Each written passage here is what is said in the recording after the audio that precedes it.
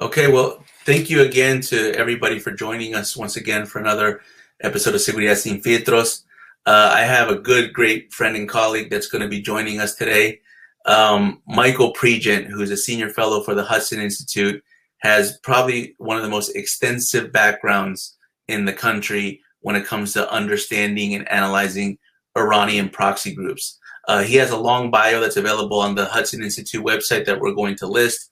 But I want to just read one excerpt of his bio because I think it really shows the depth of his knowledge, where Michael spent considerable time working malign Iranian influence in Iraq as an advisor to Iraq's security and intelligence apparatus, including an embedded advisory role with Prime Minister al-Maliki's extra-constitutional office of the Commander-in-Chief, an office set up to ensure Iranian-backed Shia militia party control of Iraq's security and political process.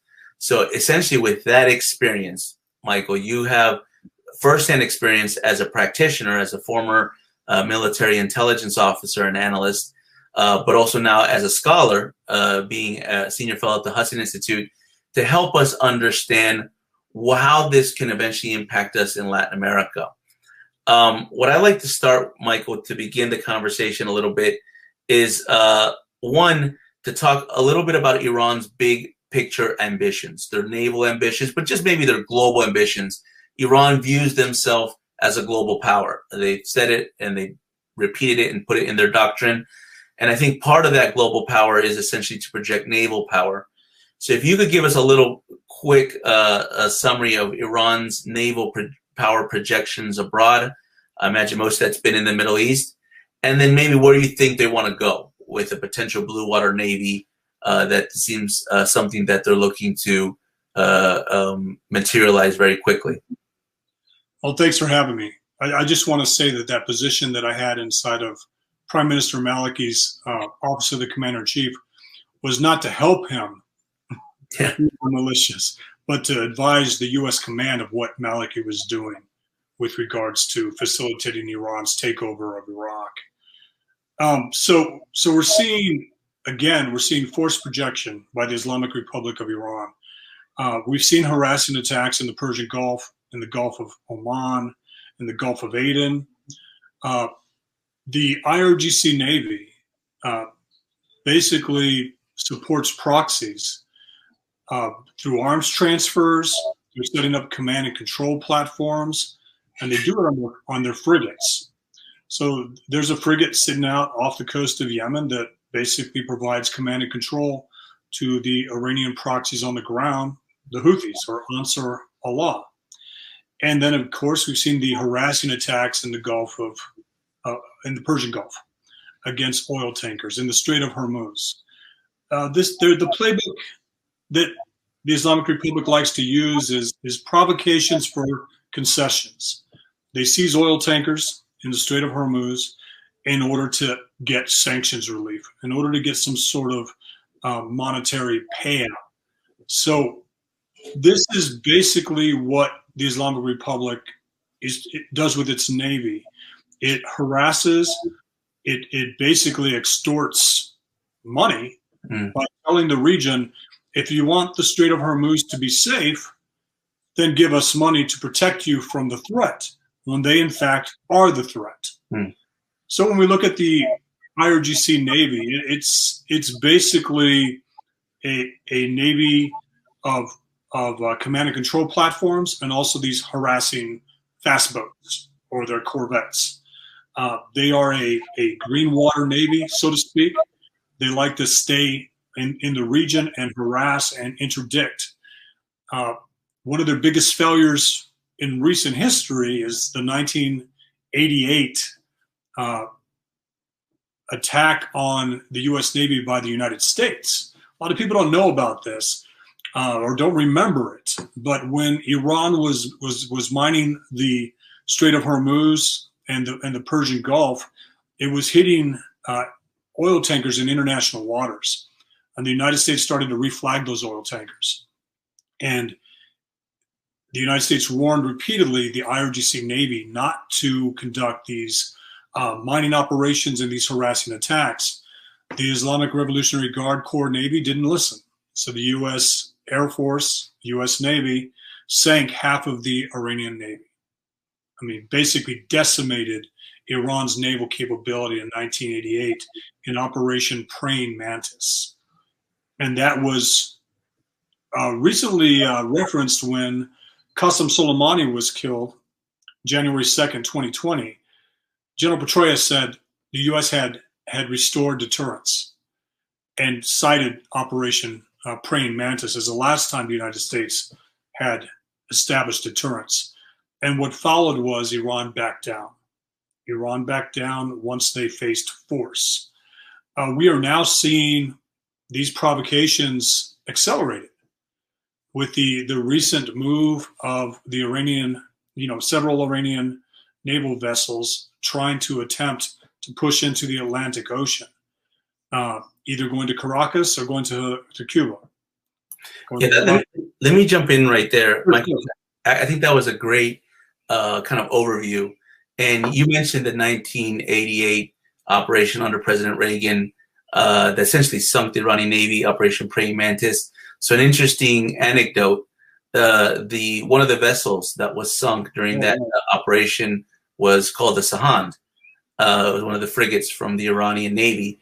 That is the same name. They renamed their most recent vessel, that's one of the warships that's coming around the coast of southern Africa into the Atlantic, is the Sahand, which kind of is an anecdote to kind of suggest that maybe this is a revenge mission. Now, Iran obviously talks a lot about revenging for that, but also revenging for the death of Soleimani.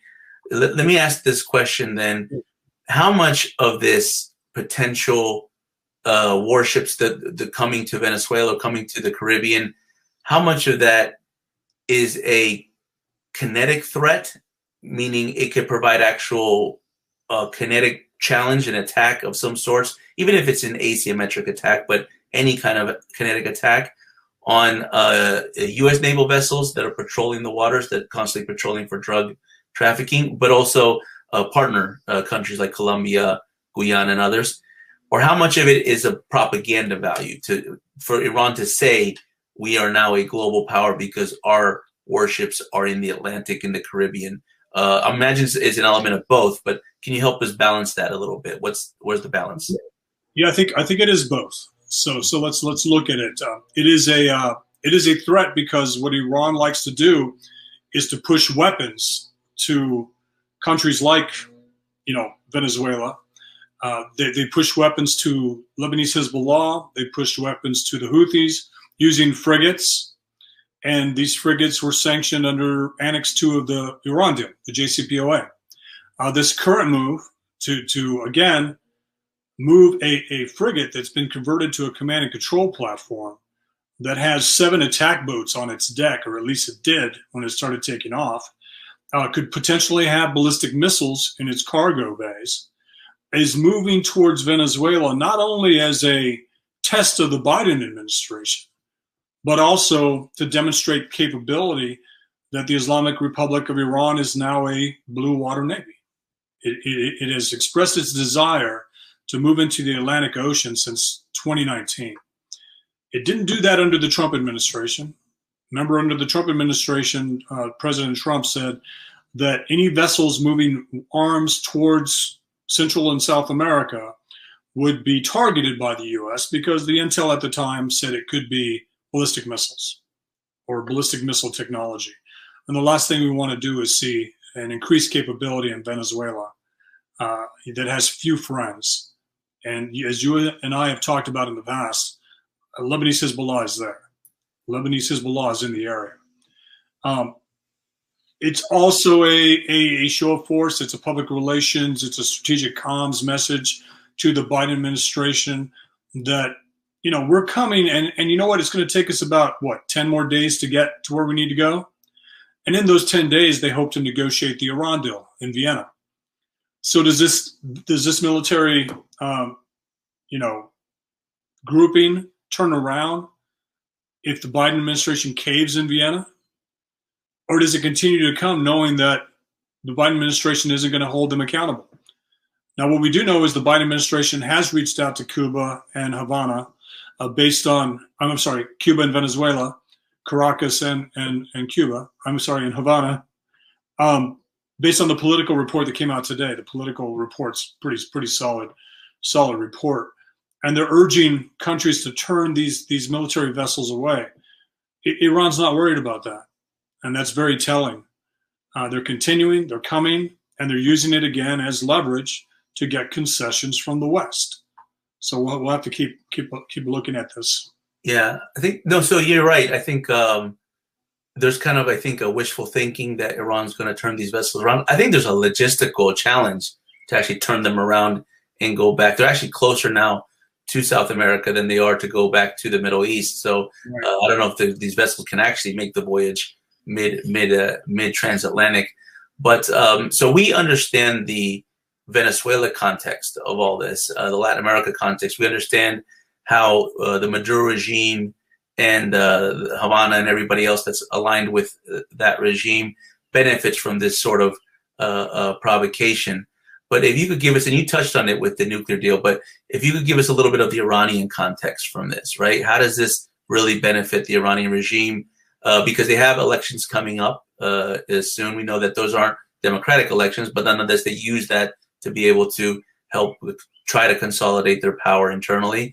They have the nuclear deal. I mean, how much do they really want this nuclear deal? Is it something that they even care for at this point, since they already reaped the benefits from the previous nuclear deal? And what does this do for them in their homeland? If you could help us understand the Iranian perspective of all this. Well, they've recently signed defense pacts with Russia and China. The Iranian Navy will be conducting patrols with the Russian and Chinese navies. And maybe this is an attempt to demonstrate that they're capable of moving with the Russians and the Chinese as they move throughout international waters. There's a lot to gain if they dock in Venezuela. It's a PR victory. It's once again showing that the Biden administration is not willing to take the right actions. And then again, like you said, the logistical challenges of turning around, and I would argue even completing this mission are we have a wait and see attitude, because we have to remember their largest frigate, their most advanced frigate, military frigate, caught on fire and burned in the Oman. Let me see. Was it Gulf of Oman? Oman, yeah. I was going to say the Gulf of Aden, the Gulf of Oman. It burned, and now the IRGC Navy is saying it may have been sabotage. It may have been a hostile action. Well, as the U.S. continues to look unserious on Iran, our allies in the region are taking their own steps. So we saw the Israelis conduct the cyber attack on Natanz. This could be a regional ally sabotaging Iran's premier frigate in the area, in the region. We'll have to see what the Biden administration does, because this is a test. We've heard the right language coming out of the White House. Spokespeople for defense, state, and the NSC have said that this is a provocation by Iran, that they shouldn't be coming, but they still are. So we need to see if actions are followed by strong words of condemnation. The Middle East is all too familiar with strong words of condemnation without actions. And that led to 600 deaths in Syria. That led to the fracturing of Iraq, the fracturing of Yemen, the fracturing of Lebanon. The region is basically fractured, and Iran is behind it.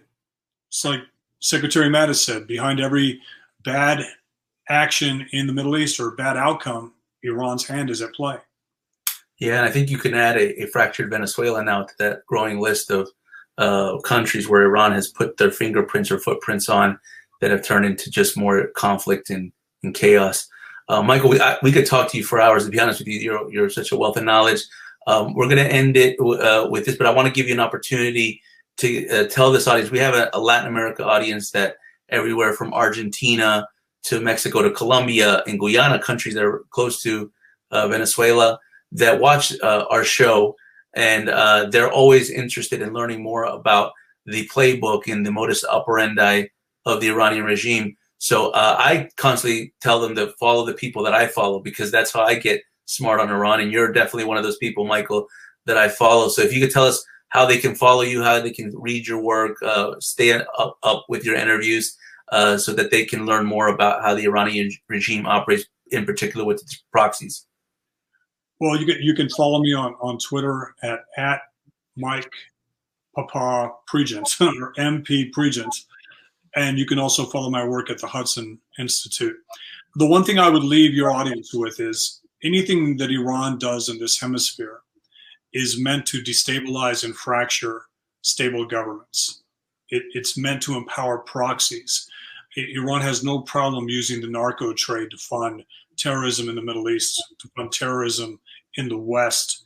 And the more it gets a foothold, along with China and Russia, the more these three countries will work to destabilize the region and make it dependent on Chinese money, on Russian weapons, and on Iranian proxies.